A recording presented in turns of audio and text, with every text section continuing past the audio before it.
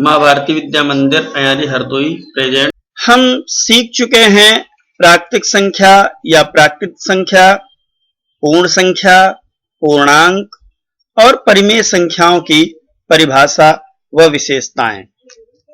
इस वीडियो में हम सीखेंगे परिमेय संख्याओं की क्रम विनिमेयता। परिमेय संख्याएं क्रम विनिमेय होती हैं। जैसे दो परिमेय संख्याओं का योग क्रम विनिमेय होता है, कहने अर्थात ऋण 1/2 धन 3/5 बराबर 3/5 प्लस माइनस 1/2। हम देखते हैं कि इधर ऋण 1/2 को पहले लिखा गया है, 3/5 को बाद में लिखा गया है। यहाँ पर 3/5 को पहले लिखा गया है तथा ऋण 1/2 को बाद में लिखा गया है। दोनों पक्षों में जोड़ है, इसलिए ये दोनों पक्ष बराबर हैं। देख लें किस तरह से। देखें बाएं पक्ष में ऋण 1/2 धन 3/5 को जोड़ने पर जो आंसर आता है वो 2 और 5 की गुणा करने पर 10, तिरछी गुणा से ऋण 5 और फिर 3 दूनी 6 बराबर 1/10। इसी प्रकार यदि हम दाएं पक्ष को जोड़ें तो 3/5 प्लस ऋण 1/2, इसको भी जोड़ने पर हम देखते हैं 5 और 2 का लासा 10, तिरछी गुणा करने पर 2 3 6 प्लस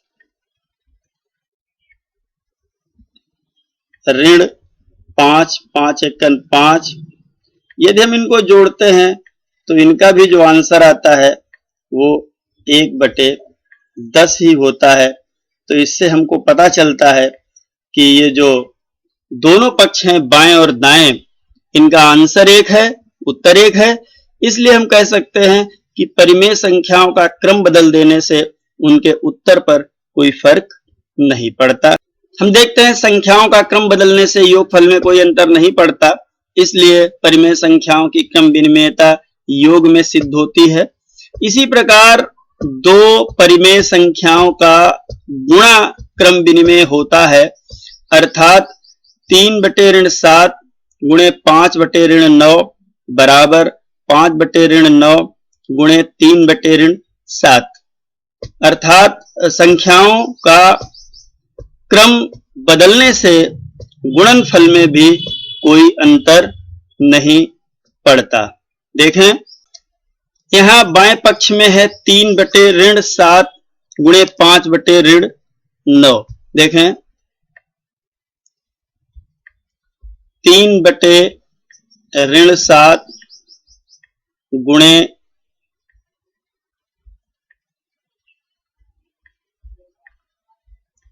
5/9 बराबर 53 15 और 9 सती 63, यानी 15/63। इसी प्रकार दाएं पक्ष में 5/9 गुणे 3/7, 5/9 गुणे 3/7 बराबर 5 3 15 और 9 सती 63। हम देखते हैं बाएं व दाएं पक्ष दोनों में हमारा उत्तर एक आता है, तो हम कह सकते हैं कि परिमेय संख्याओं में गुणा भी क्रम विनिमेय होता है। हमने देखा कि परिमेय संख्याओं का योग व गुणा क्रम विनिमेय होता है। दो परिमेय संख्याओं का व्यवकलन क्रम विनिमेय नहीं होता है, अर्थात ऋण 3/8 ऋण 5/8 बराबर नहीं है 5 बटे ऋण ऋण 3/8 के। यहां हम देखते हैं कि इधर ऋण 3/8 है, इधर ऋण 5/8 है। दूसरी साइड में यानी दाएं पक्ष में जाकर के 5/8 को पहले लिखा गया है और ऋण 3/8 को बाद में लिखा गया है। इससे आंसर पर क्या फर्क पड़ता है देखते हैं। बाएं पक्ष में ऋण 3/8 फिर ऋण 5/8 को घटाने पर जो उत्तर आता है वो आता है,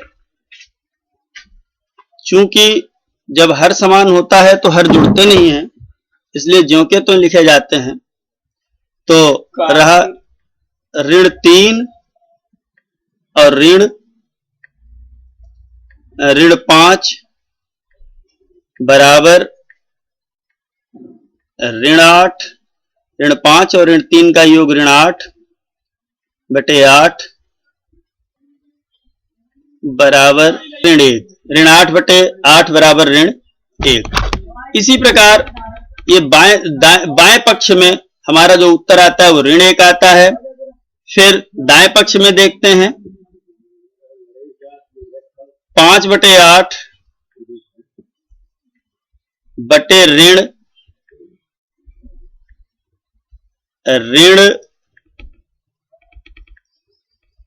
3/8 बराबर 5/8। चूंकि यहां ऋण है और ऋणात्मक संख्या घटानी है तो ऋणात्मक संख्या कभी घटती नहीं, वहां जोड़ हो जाता है, या हम कह सकते हैं ब्रैकेट के अंदर वाले चिन्ह से बाहर वाले को गुणा हो जाती है, या घटाने में चिन्ह बदल जाता है, कुछ भी कहे तो ये ऋण का धन हो जाता है। तो ये हो गया 5/8 बटे 3/8, जोड़ने पर हर 8 और अंश दोनों जुड़ करके 5 और 3 8 हो गए, तो 8/8 बराबर 1। हम देखते हैं कि जो बाएं पक्ष का उत्तर है वह ऋण 1 है, जबकि दाएं पक्ष का उत्तर धन 1 है। इसलिए हम कह सकते हैं कि जो परिमेय संख्याएं होती हैं उनका व्यवकलन क्रम विनिमेय नहीं होता है। इसी प्रकार दो परिमेय संख्याओं का भाग क्रम विनिमेय नहीं होता है, अर्थात ऋण 5/9 भाग 10/3 बराबर नहीं है 10 भाग ऋण 3 के, क्योंकि संख्याओं का क्रम बदलने से भागफल में अंतर उत्पन्न हो जाता है। देखें कैसे, यहां बाएं पक्ष में ऋण 5/9 को भाग किया गया है 10/3 से। देखें ऋण 5/9 भाग 10/3। हम जानते हैं कि भिन्नों में परिमेय संख्याओं में भाग नहीं होता है, हम गुणा कर देते हैं। तो 5/9 ऋण 5/9 गुणे 3/10, 10/3 का व्युत्क्रम 3/10। तो हम भाग न करके गुणा करते हैं और देखते हैं 3 एकन 3 और 3 तिया 9, इसी प्रकार 5 एकन 5 और 5 दूनी 10। जो आंसर आता है वो 1 एकन 1, चिन्ह रहेगा ऋण का, क्योंकि ऋण और धन की गुणा चिन्ह होता है ऋण, तो ऋण 1/3 दूनी 6। हमने देखा जो बाएं पक्ष में आंसर है वो हमारा है ऋण 1/6। दाहिने पक्ष में यही क्रम बदल जाता है। देखें 10/3 भाग ऋण 5/9। यहां पर भी भाग में हम जो परिमेय संख्या है उसके व्युत्क्रम से गुणा करेंगे, अर्थात ऋण 5/9 से हम भाग न करके 10/3 को ऋण 5/9 के व्युत्क्रम से गुणा करेंगे। ऋण 5/9 का व्युत्क्रम होगा 9/5। तो देखें 3 एकन 3, 3 तिया 9, 5 एकन 5 और 5 दूनी 10। तो जो हमारा आंसर आता है वो 3 दूनी 6 बटे ऋण 1 एकन 1 ऋण 1, तो ऋण 1 बराबर ऋण 6। तो हमने देखा कि भाग में अंकों का क्रम बदल देने से जहां बाईं ओर हमारा ऋण 1/6 आता है वही दाहिनी ओर ऋण 6 आता है। तो हम कह सकते हैं कि संख्याओं का क्रम बदलने से भागफल में अंतर हो जाता है, इसलिए दो परिमेय संख्याओं का भाग क्रम विनिमय नहीं होता। हमने देखा कि दो परिमेय संख्याओं में गुणनफल व योगफल यह क्रम विनिमय होता है, जबकि व्यवकलन, घटाना यानी घटाना और भाग ये क्रम विनिमय नहीं होते हैं। Thanks for watching this video. Please subscribe the channel.